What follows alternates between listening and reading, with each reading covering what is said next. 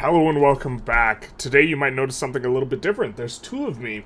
That's because we will be reacting to one of my very, very early videos, which was a critical review, critical as in generally kind of having negative things or constructive negative things to say about the game 100 hours into the game. When I had 100 hours, this video is 7 months old, so I'm expecting both, the quality of my talking about things to be considerably lower, and also the game to be, this was the game 7 months ago, pretty close to release when I just blasted hours and hours and hours every day, and so we're going to react to my initial kind of 100-hour review now that I'm sitting on 1,000 hours of Victoria 3.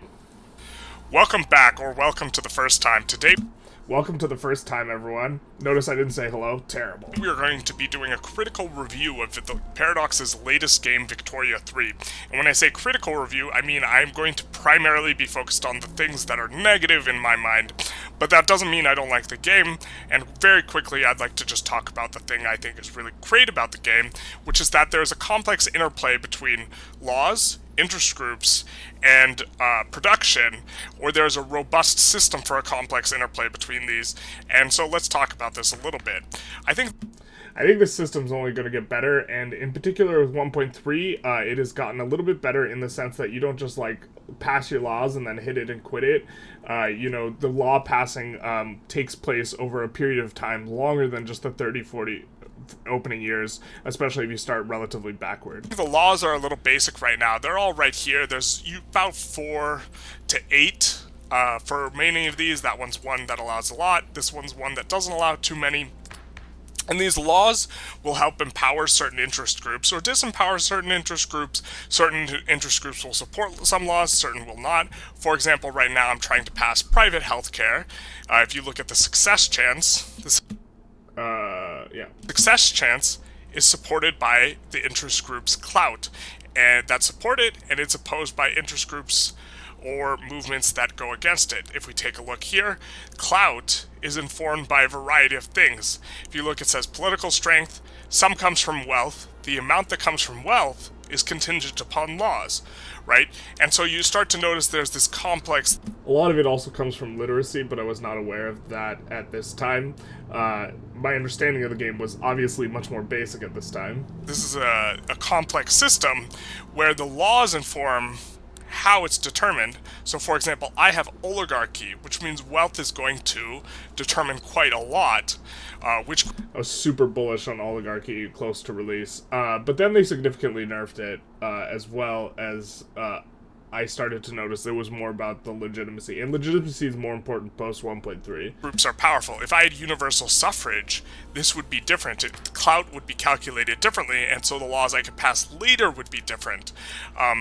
Legitimacy used to have no negatives. So one thing that's tremendously annoying about the game is the UI is very unfriendly, and it can sometimes be difficult to access the information you want. But if we take a look, we can see why the industrialists have a lot of clout.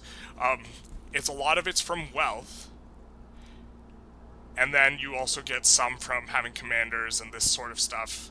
And if you notice, the population of the industrialists is only 670.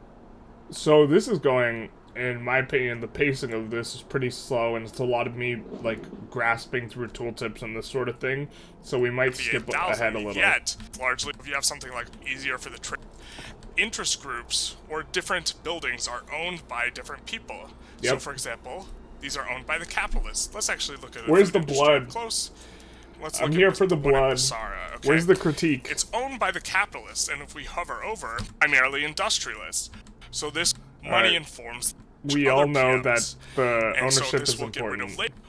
All of this interplays in a complex system where you have pops, and you have jobs that the pops have, and demands that the pops have. So another thing that you can look at is different pops will have different demands. And the demands... Having to go through this nested tooltip back in the day when this is how you get to it is just absolutely awful. Let's have another look. Or what they're different pops will have different You demands. used to have to go through 1, 2, And the 3 demands- nested tooltips to get to one of like the more important, or what I thought was really important at the time, but is now I think less important. Seeing what the price of goods are that people are consuming. There wasn't this tab in the population thing before, and this was awful. Or what they're consuming will also inform which businesses can be profitable, which inform further which groups can be powerful. So all of this is really complex and nuanced system that I think has a tremendous amount of potential and is actually pretty fun right now. Yeah, I think that this is the thing to positively write home about, is that it's the interplay between the economics and the politics and the pops and stuff. Although, increasingly, I think that tracking all the pops, I think, is the biggest performance drain, and I think having very nuanced separation of pops based on, you know, culture and job and all this stuff, I'm not sure how much it adds to the overall game quality, just having that particular depth, and it adds a lot to performance issues, which are increasingly a concern. But the problem with Victoria 3 right now is this is the heart of the game, and this is kind of the only thing that was shipped at a very nice rate, or is like feels like robustly tested and well made out. Everything else feels rough, which is... Yep, and to be honest, 7 months later, it still feels rough. The things I'm about to complain about, I'm guessing, are going to be Diplo and War.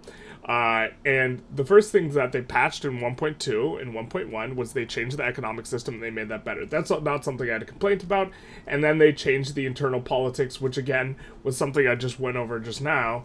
Or I went over 7 months ago, but we were watching just now, where I thought that the system was already good and robust, and now we're gonna rip it, maybe. Probably pretty cordially, It's though. kind of standard fare for a Paradox game, and, you know, I don't think this is necessarily bad or reflects bad on Paradox, that Yep. the rest of their game is pretty rough.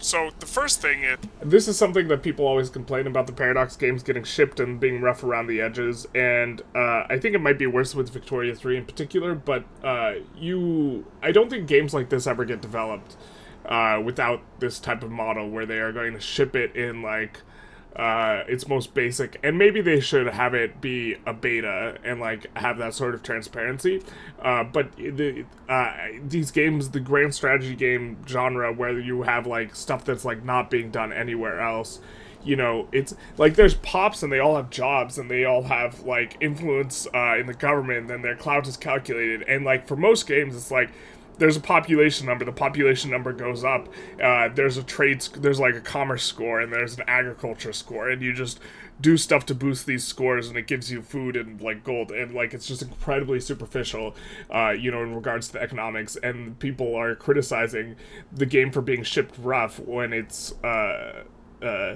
you know, it's got these systems that are very complex, and they're trying to do something, and then what they have built around the systems are incredibly rough, and it's, yeah. We should talk about is UI and player experience.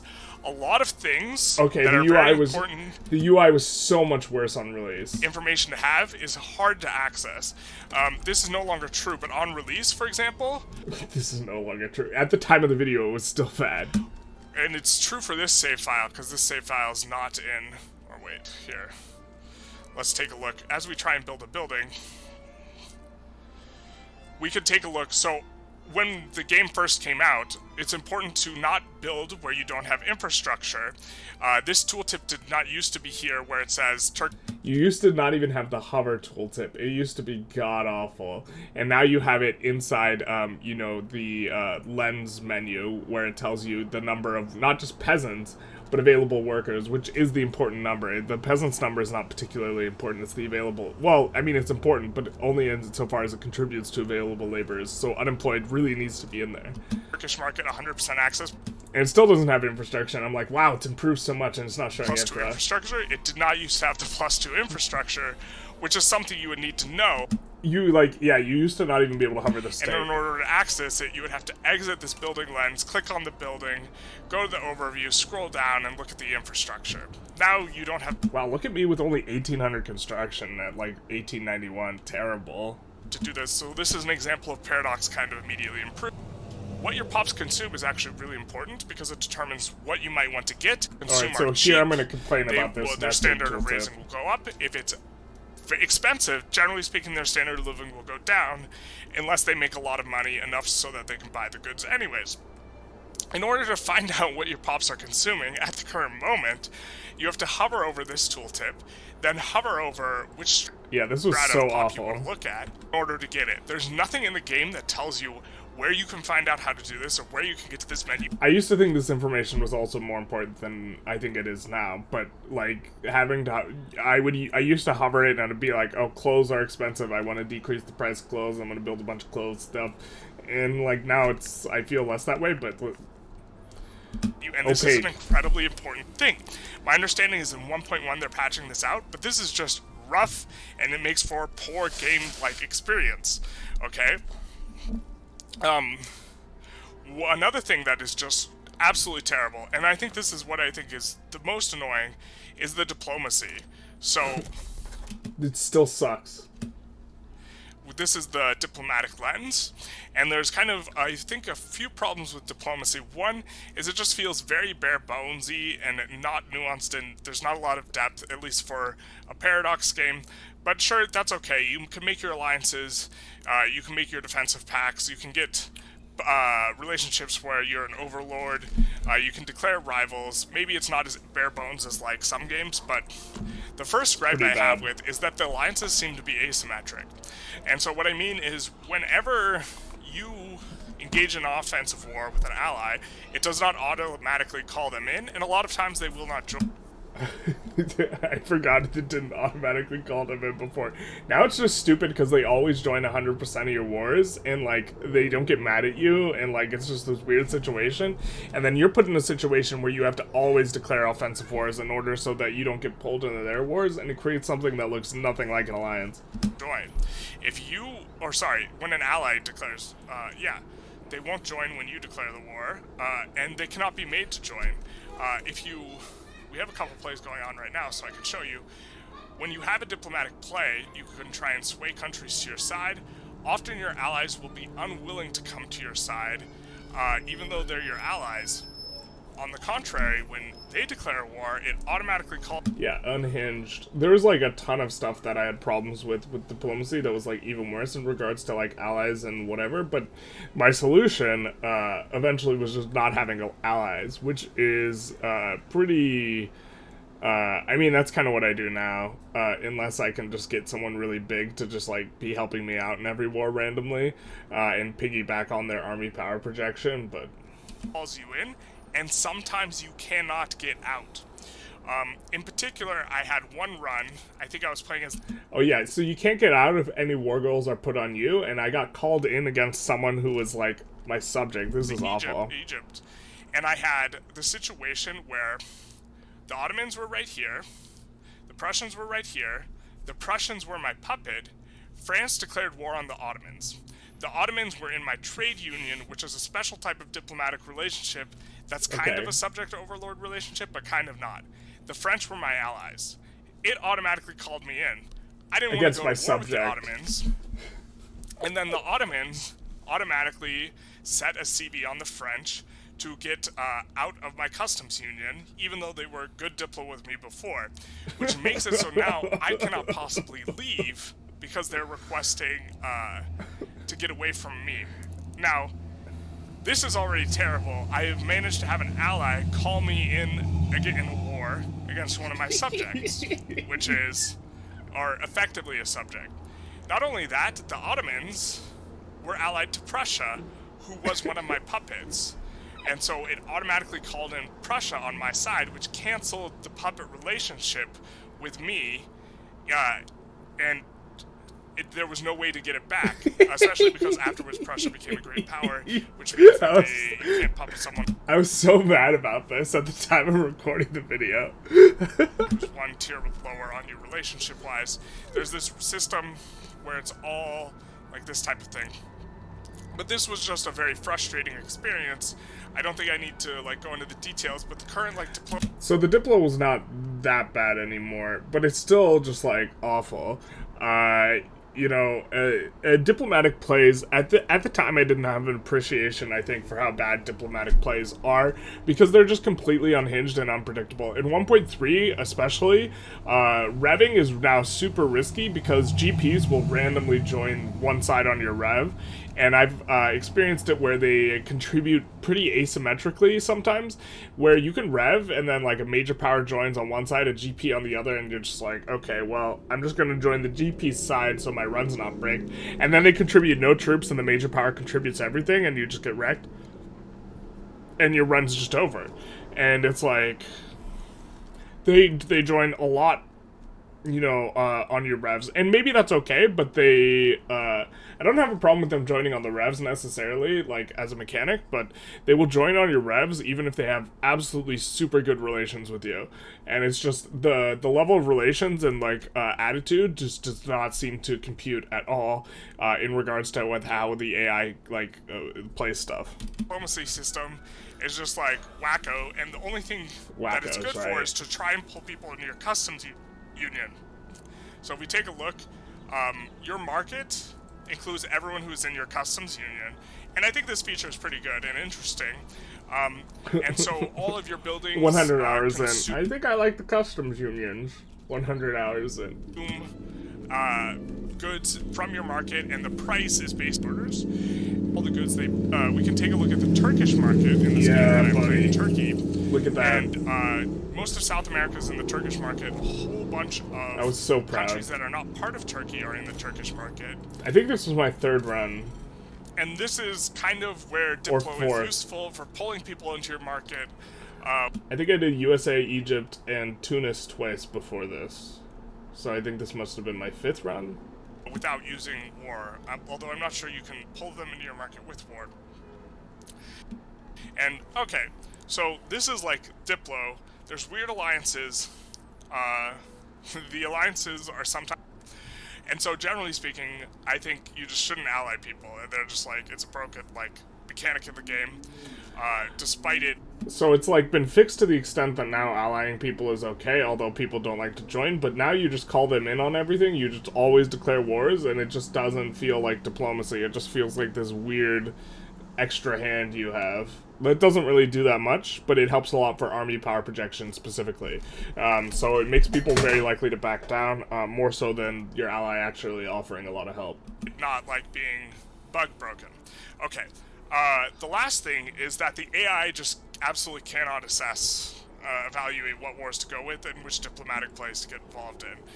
They're much better about this, about joining stuff that they have a reasonable chance of doing. Although people will cut down to size you even if they have no chance. I think the idea is they're hoping to get more people, but they will also just psychotically join versus you. Like, even the slightest bit. Sometimes they just make absolute psychotic joins. It's really opaque. Like, when I start this opening play, I can't...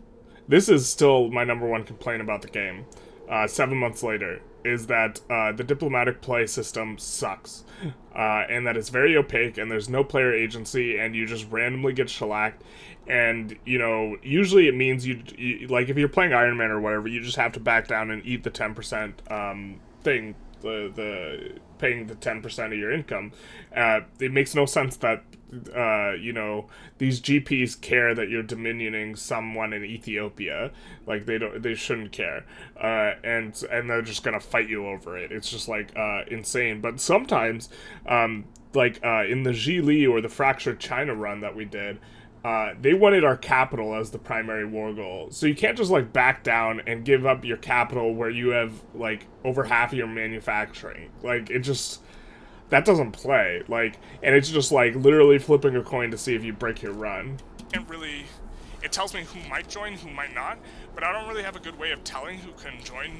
Yeah, it's not close at all to what it says in terms of predictability who might join, and that is entirely, like, black and white, where it says someone's either neutral or someone's likely to join. There's no numbers involved, and there's no chance to, like, sway people out.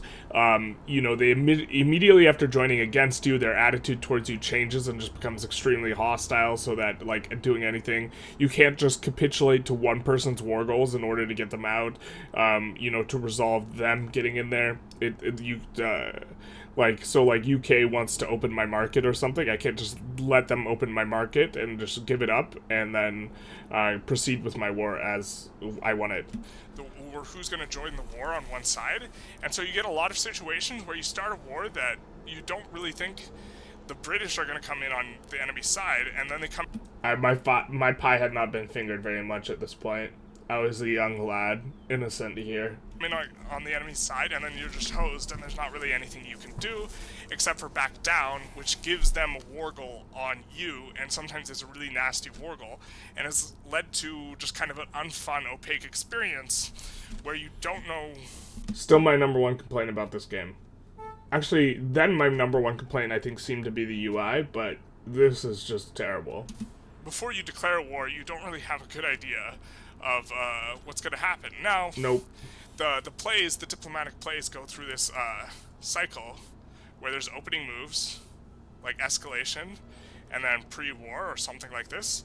I'm pretty okay with the idea of a diplomatic play. I think it's interesting. I just wish that it was a bit more transparent what might happen, or that... yeah, I just wish it was more transparent what would happen.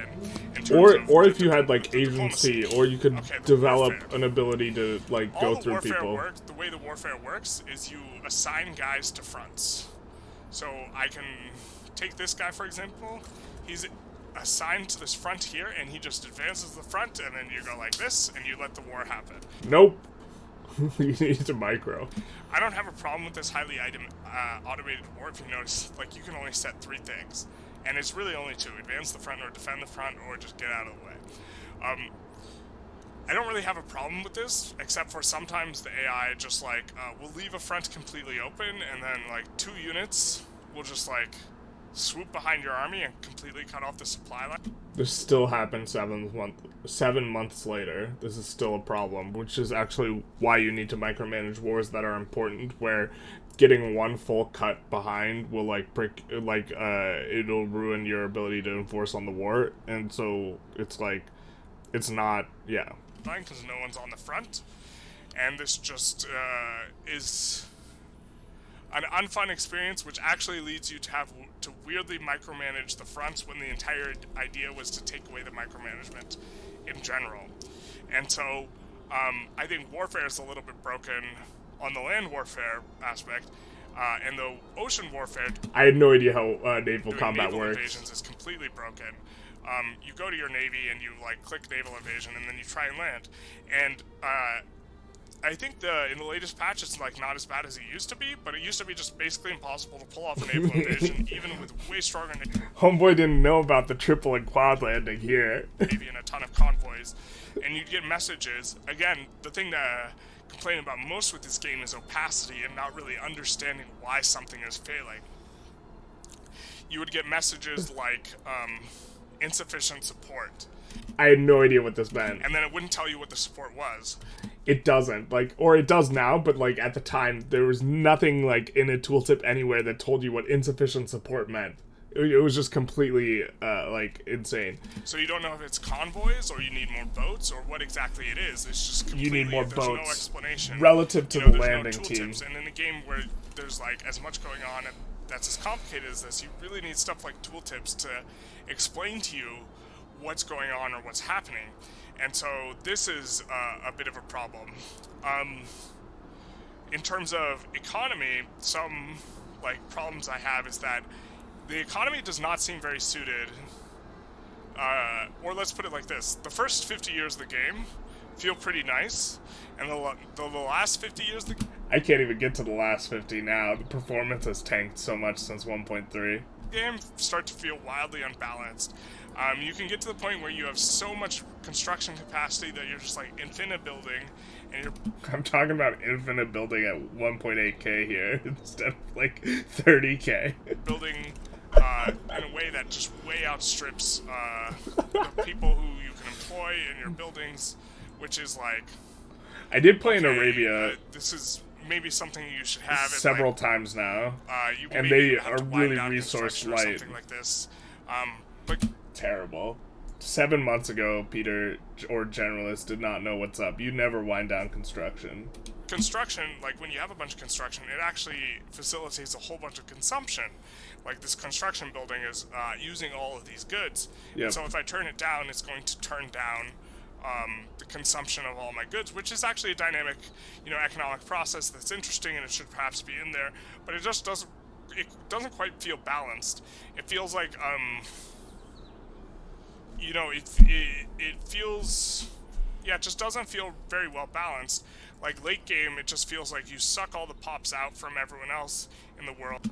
Migration since this was significantly nerfed in terms of the mass migrations, but now the complaint is regarding multiculturalism, right? Like, and it's all or nothing regarding intra-market migration, and the metagame is just like all around just getting multiculturalism because it just flips a switch and allows migration, which it shouldn't. You just get a higher standard of living. Everyone migrates to your country, and it's just not a dynamic or interesting late game, including in the economics. And then fire, and then higher, and then fire, and then higher, and then fire. This was a huge problem, and they did fix. It used to get so many radicals by hiring and firing cycles. That was especially acute in the arms industries, and now they have fixed this. And it causes a lot of radicals because people radicalize, if you look through the tooltips, from being fired from buildings. Okay, these are just some complaints about the economics. Overall, the economic system is actually tremendously robust and interesting. This was before 1.2, which was an economic update. I'll also go through each one of these tabs and quickly just talk about like what's going on and review that. As far as user UI and player experience, I've complained a lot. A lot of the systems are opaque. They're hard to get. They've gotten better, except for the Diplo play. And I think that a lot of the replayability is perhaps pretty low, although I've enjoyed replaying the game, but I don't think that my experience is necessarily reflective. All the countries feel basically exactly the same. And this is, in terms of replayability, this is probably the biggest complaint. You, do the exact same thing with every country, and every economy looks the same, and there's no specialization, really. Of what I think everyone's experience would be. I think that a lot of times what happens is you just get locked in on all the laws you want. You never want to change anything again in terms of your laws, and every game, kind of plays out the same. Once you start blobbing out, you get big, and it's whatever. And I think that the replayability is low because the AI cannot adjust in a dynamic way, and there doesn't seem to be that much dynamism in terms of the trajectory of where things are going. AI's gotten much better.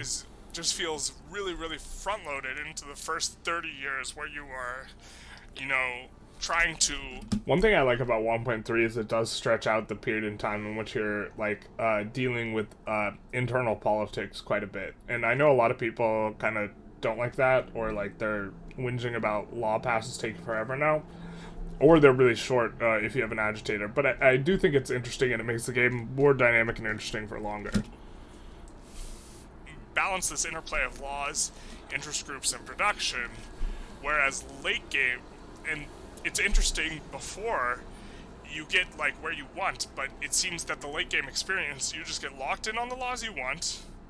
The interest groups that are powerful get kind of locked where they are, and then it's just a matter of playing Building Simulator, where you're just building more and more buildings. And so I think that the late game experience might not be that good. Also, the late game gets super choppy, more than a normal Paradox game, I feel. Late game at this point, without the auto queue, building the railroads was actually a lot more annoying. Building them all by hand everywhere. This is a bit annoying. I know they're working on it for the first patch, but these are just some complaints about the early patch of the game. Let's quickly go through the tabs. I think I've talked about politics, or the laws. We'll just go through it again really quick. Just never played the game. I think we won't. Only where you, at least initially, is you have to put the leader of the... This is also when legitimacy didn't give you any bonuses whatsoever, and so it really didn't matter once you had all your laws in place. And people with a lot. And then the institutions are stuff like, how much education do you have for your country? What's law enforcement look like? Okay, tax your pops more or less, but if you tax your pops more, they actually consume less. So that drives down demand for goods in your market. Silly generalists didn't understand. You just you drive down the consumption of all your pops, but you drive up the consumption of construction materials. You just crank construction. Look at this guy with a positive balance. Terrible. And it also lowers the standard of living for your pops, so you maybe don't want to tax as much. Generally, most of the taxes at the start of the game that countries have are regressive, so they, when you up the BERT... Yeah, despite them being regressive at the start, I still think the beginning is actually when you want to tax the most, or have the highest tax rate. It increases the pain for the poor more. You can also have taxes on consumption, and you notice there's tons of other taxes here through various means. I think this system is robust for expansion, but right now it kind of just feels like you're managing taxes and consumption taxes. You have the expenses. If you want to make certain interest groups happy with you... They've changed this. An extra little gamey, it seems exploitable, but whatever. Okay. Building is where it's at. A lot of this stuff is super interesting, and, you know, you use technology to get different production methods, or PMs. If we take a look here, if, like, in this PM, we have a ton of laborers who are primarily trade unions, armed forces, rural folk. In the later ones, use machinists and engineers, which belong to different interest groups. And I think this is kind of like... Yeah, the heart of the game is the building, which interacts specifically with the pops. You advancing through the text and changing which people work at your places, which changes the interest groups that are powerful. All this is tremendously interesting, and there's a lot going on here. It also obviously increases the demand, the output of goods, but you have an interesting relationships with goods where it's not good to just have goods be as expensive as possible or cheap as possible. A lot of times you want to... Well, look at me realizing that 100 hours in. Intentionally make goods cheap. And a lot of times when you're trying to figure out what you should build, you just go into the market tab and you sort by what's expensive, and you just build what's expensive because you know anything that produces that is going to be profitable. But going back to this building tab, sometimes you don't build like that anymore. You want certain goods to be expensive. So I'll give an example. One example is chemical plants. Sometimes you want them to be expensive because chemical plants have... You do want fertilizer to be expensive. Chemical plants make fertilizer, and sometimes you want fertilizer to be expensive. You always want fertilizer to be expensive. Reasons. First of all, if fertilizer is really expensive, you can build more chemical plants and have the chemical plants be profitable. This allows you to drive down the price of explosives, and maybe you want... Just in terms of my content here, I am super, super tangential and really not focusing on the review part. I'm just like, I'm spending way too long on the examples here. Price of explosives to be low because you as the government have to pay for explosives, whereas you don't have to pay for fertilizer. This is like kind of a factor, but it's really, you want it so that the fertilizer, the chem plants can be more profitable, and so that you can have like a better supply of explosives, and it's partially because like the government's paying, but a bigger part of it I think is that the ownership profile of all your buildings is better when fertilizer is more expensive, because you have less grain oriented stuff, which is owned by, you know, the aristocrats, and you have more you know, chemical plants, for example. Yeah, because your chemical plants can be more profitable. Since this video, I've started to not use the ranching PM that gives fertilizer, just to try and keep fertilizer prices up. I'm not 100% sure that's correct, but that's what I've been doing. You pay for explosives. In my instance, I think I'm paying for it, yeah, for construction goods. Okay, so that's thing one. Thing two is the land... It also makes cheaper explosives for cheaper ammo, which you also pay for the government, which you kind of care about, but like not a lot. Landowners use fertilizer in order to make crops. Generally speaking, the landowners are the ones who own the building that make the crops.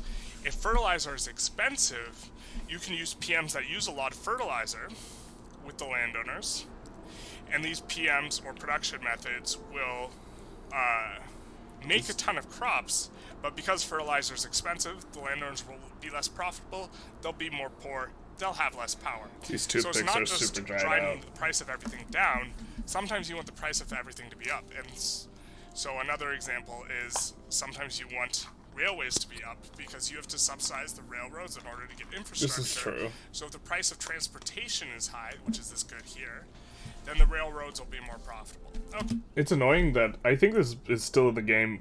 Places will not, if as long as they're profitable, they won't decrease wages, even if you could pay less for the wage. I think this is still in the game, but it in specifically on the railroads, it can lead to situations where, you are paying, it doesn't decrease your subsidies when you make transportation more expensive, which it ought to. And it does, but only if the buildings are not profitable. If they're all profitable, it doesn't, decrease the subsidy or whatever, or it doesn't, cause the wages to go down. And if the wages went down, then the net balance would be, better, which would require less of a subsidy. Okay. Also, sometimes if you're exporting a lot of good, you may want the price high, because if you're producing a lot of extra of it for export, then you want it to be high. And we take a look, here's the trade he knows tab. about profitability There's a lot here. of trades. Most of the time, Rookie for this Generalist. particular play, it's just people importing goods from us. But I believe we are, in particular, importing a ton of inputs, and this is how we're playing here. Inputs being like the base level goods, like iron and wood, and we're exporting a lot of finished goods. In particular now, I think it's actually reasonable to export wood and iron early on, but then you transition to importing it. Military tab, very, very simplistic. If you go look, the big crux of like the decision in terms of military is what production methods you're going to use for your military. It makes a really big difference. I will not. What a human player would do is they'd use timing windows and they'd rapidly build up their military right before they get attacked, implement the attack, and then go smack someone around for something. Can't really do that as much in this. Another thing I wanted to complain about. I actually really like that you can't exploit timing windows as much, which is what I was talking about there. But I think that, you can leave a barracks on, level 1, and then have it on the good PM, and then rapidly build up the barracks. Of course, this has been nerfed in 1.3.5. I don't know the exact numbers, but it used to be able to, you could mobilize troops so quickly that it was just kind of insane. About diplomacy, and I forgot. I think there should be, a lagging, military, I know they have, some type of mechanic in Victoria, or not Victoria, in Europe Universalis 4, military tradition or something. I think there should be, something like that for Victoria 3. Is that when you declare war on someone and you're trying to take a bunch of territory, you have a primary war goal and other war goals, they can just back down and give you the primary war goal and avoid the war, and then you have a 5-year truce that you can't break under any circumstance. This used to be before you could add primary war goals. It was so annoying. And this just feels weird, and it feels like it'd be impossible to go for world conquest, and it does not seem to simulate anything very well, because maybe you want to invade an entire country, you just can't do that in this game.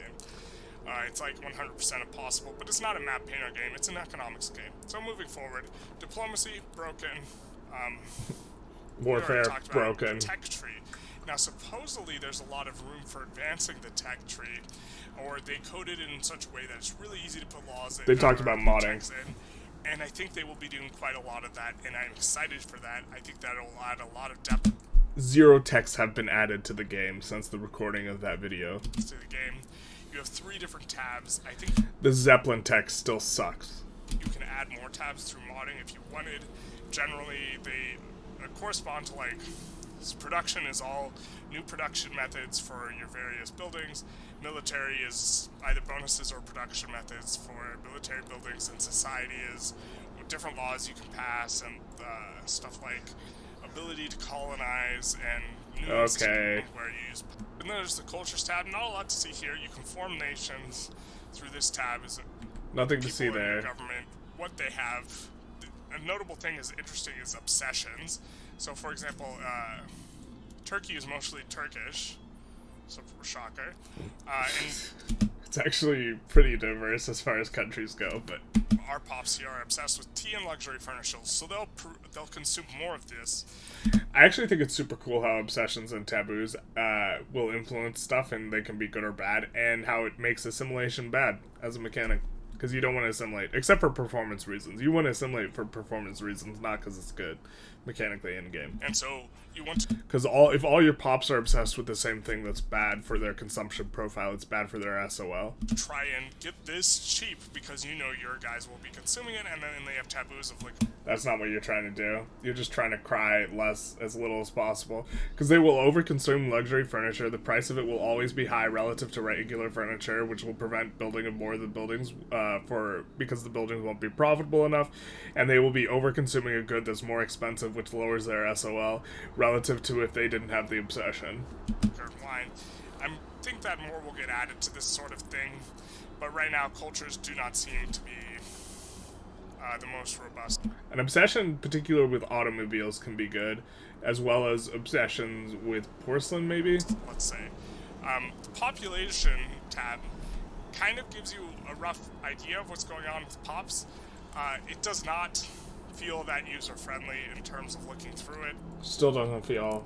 You know, I can go through a bunch of pull-downs and find very specific pops, like Albanian Sunnis or Albanian Sunni clerics, you know, and look at kind of more specifically what's going on with them, like their literacy rate, like all this stuff, political movements, and...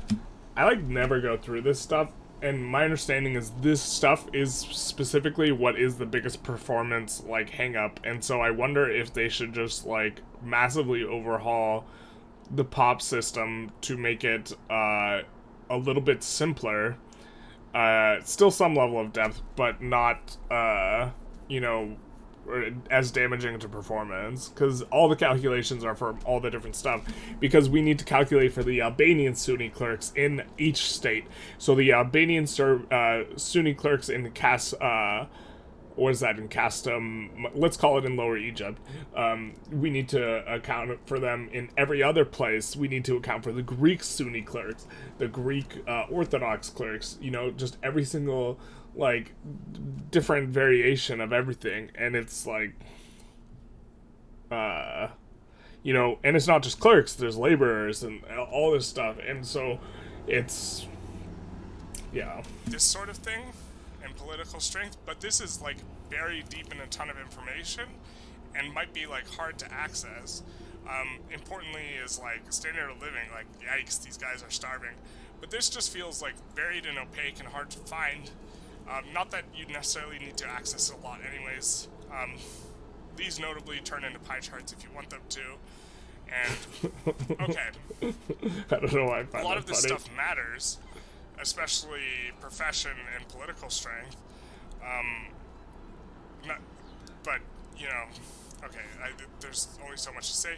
The journal seems like something that is just... It's not that great. It does not feel anything like Mission Tree or, even remotely close. To be fair, it doesn't, have to be, but... Here, as a placeholder for other stuff, you get little missions and you get little bonuses, but this seems really just superficial at this current point in time. You get these special Still decisions. feels superficial. Again, currently feels pretty superficial. And then here you have the outliner. You can control what's off to the side. Speaking of UI being annoying, you get messages that scroll up, and if you're scrolling through your outliner at this current point in time, the messages just reset it or whip it to the top, which is just very annoying from the user. Now you can control what messages appear, so that's nice. Experience perspective. And then you have the map list. You can take a look at what's going on. Currently, our country is number 1 in this run. I'm going to be coming back to this run a little bit. We've already played through it. It's been a while since we've played this one. But okay, so I must be on my 6th or 7th run then. Yeah, so that's kind of just going through a lot of the stuff. Revolution brewing. Yikes. Just going through a lot of the basic stuff in the game. Overall, my assessment is that the game is not very well polished. And still not. 7 months later. A lot of the lack of polish is not necessarily in the way that your country interacts with itself, but is just That's such a weird clause. Any sort of interaction with other countries just feels bad, both from the diplomacy and the military. It just does not feel good at all. And then secondly, yeah, Diplo is still a hot mess. I mean, they're supposedly fixing it, but it's going to be a year and a half until they have the diplomacy DLC. And so, I mean, trying to be simultaneously critical of this game while liking it is such a weird feel, because, like, it's, like, gonna be a year and a half until they make diplomacy, like, feel any sort of reasonable. But I also like the game, so, like, I don't even know. There's a lack of polish towards the later years of the game, where stuff starts to break down and the experience starts to not feel as good, and it just kind of all... Now, performance is worse, but the law passing dynamic is there for a little while longer. Overall, I'm happy with the Agitators, but I can't play past 1900 and 1.3. Starts to feel like the same type of experience, or at least this is kind of my impression. The past 900 hours has not changed that impression very much. And I think a lot more flavor and dynamism needs to be added to the later parts of the game. But still not there. What needs to happen is it needs to feel like you're slowly, like, building up some sort of tension towards a world war. That would be super cool, where, like, things are slowly progressing towards that, and, like, there's this sense of, like, impending doom and, like, preparation and, like, exploiting people while it's the good times, at least for us, not for the exploited, and, like, this type of thing. Play between the economics and the political system is a very interesting and robust system that needs more stuff in balance, and then it'll be really, really good. So I actually think that this game will be crazy good and interesting. They'd have added a couple more laws. But that right now it's... I mean, it's very interesting right now, but it's like medium, and if you have a low tolerance for extremely frustrating situations, both in terms of not being able to access the information you want, and like the diplomacy just being screwed, then maybe don't play this game. And then if the economics is... also, if you play grand strategy games for war, don't play this game. If you play grand strategy games for, like... that's still my attitude. If you are here for the warfare, don't with this game. Then this is a great game.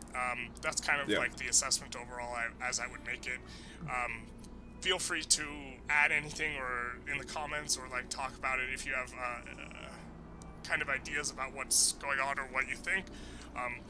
Like, here's another thing, is like these pops have been so many tangents. Each other forever, and oh, this was so awful. You used to be able to have civil wars and then civil wars inside the civil wars, and it would just fragment the countries into a million pieces. Because they can't make any divisions to conquer. They were too poor to make divisions to win a war. That's a little buggy and annoying. And they would never win a white peace. Yeah, I was kind of just wrapping it up in terms of the game seems quite good for the economy perspective, but not as good for the other stuff. And so, depending on your interest, that's still my evaluation. Might be a very nice game, or it might just be like a frustrating experience, because a lot of stuff just feels unpolished. As far as Paradox games go, it seems like alright on release. A lot of them feel not very good on release.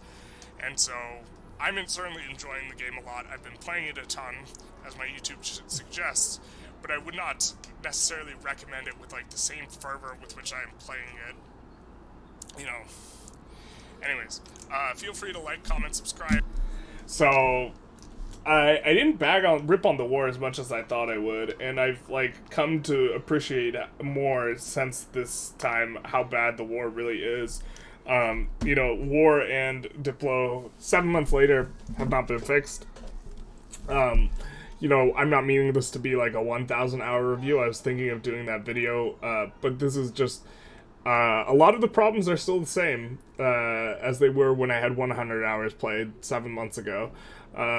And I don't...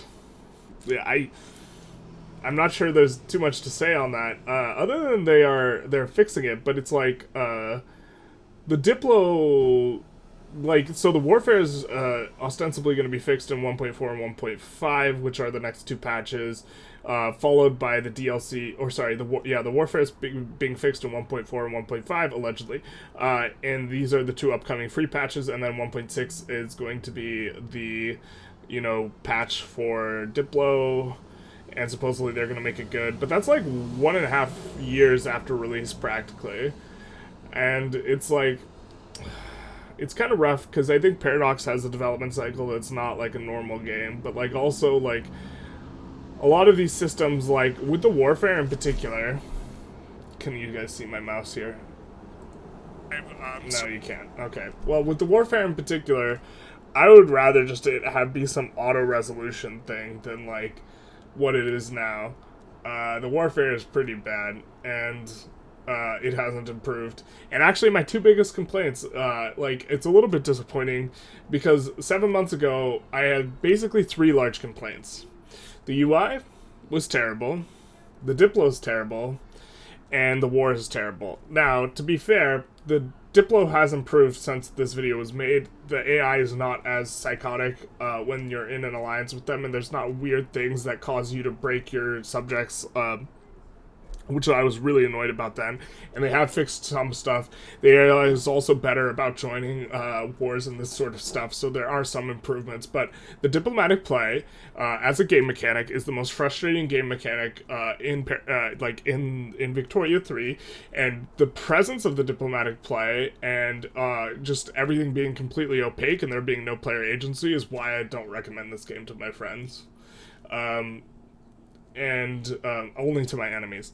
No, I still like this game. I still think you need to evaluate it on a certain axis. But like for the mainstream person, like I think the diplomatic play will be like, I think that's where people quit.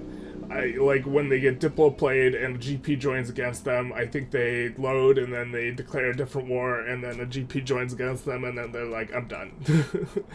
I've had enough.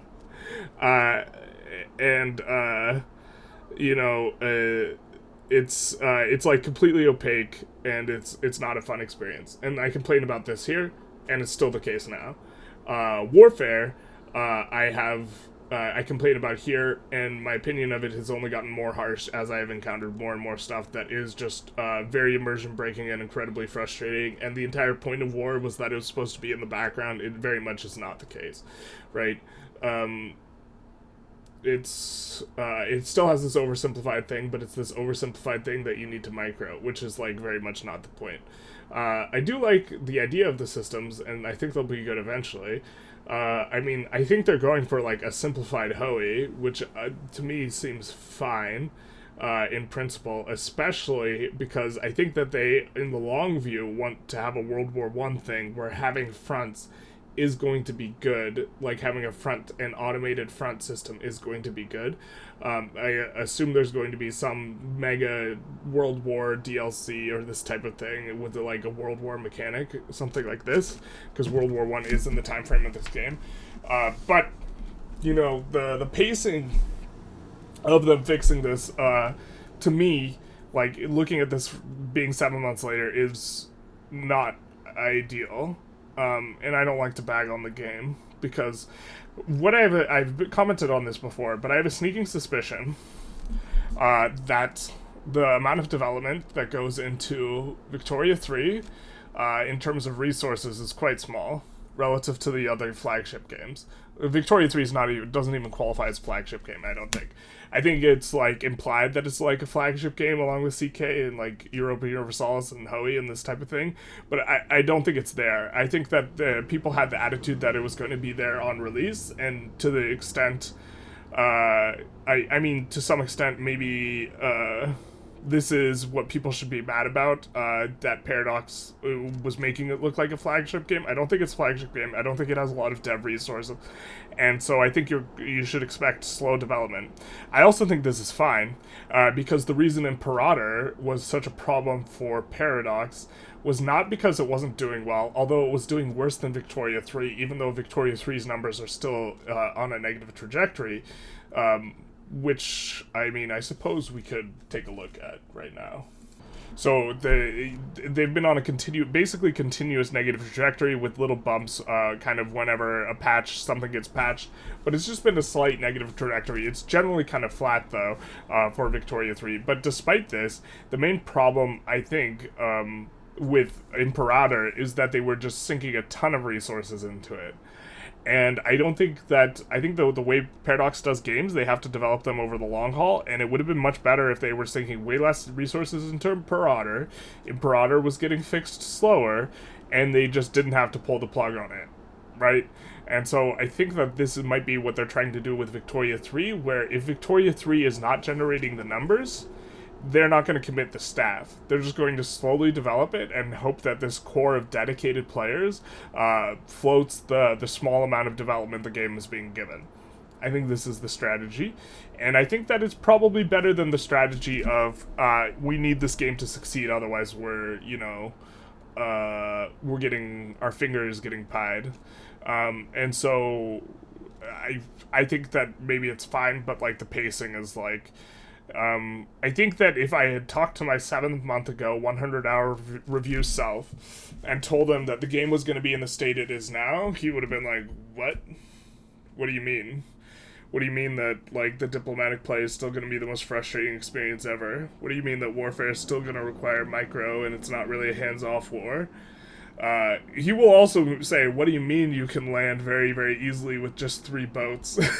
But, I think that that's, like, kind of my rejoinder here is, I guess I am disappointed. I have released, and in Dev Diaries defended the game generally, but I am disappointed at the pace after having watched through this, and thinking, and just, like, realizing how long a lot of this stuff has been a problem. They fixed, kind of 1 out of 3 of the things that I think they should have probably addressed by now, and that's, the UI was way, way worse on release. And to be fair, that was the biggest problem, 100%. Not understanding, what the fuck is going on is a problem, and so, it helps for that. But other than that, a little bit slow. They are fixing the right things, other than 1.2 in particular. I was really disappointed with 1.2, because they fixed eco stuff, and to be fair with 1.3, they fixed internal politics stuff, which was never a complaint of mine. But now they're fixing warfare and diplomacy, which are, the standouts. Anyways, I hope you enjoyed this trip down memory lane, at least for me, because I don't even think this video has very many views. Yeah, just 31 views, so... But, if you like this video, feel free to like, comment, subscribe. If you want to comment on Old Generalist and his opinions on the game, feel free to do so. And other than that, have a good one.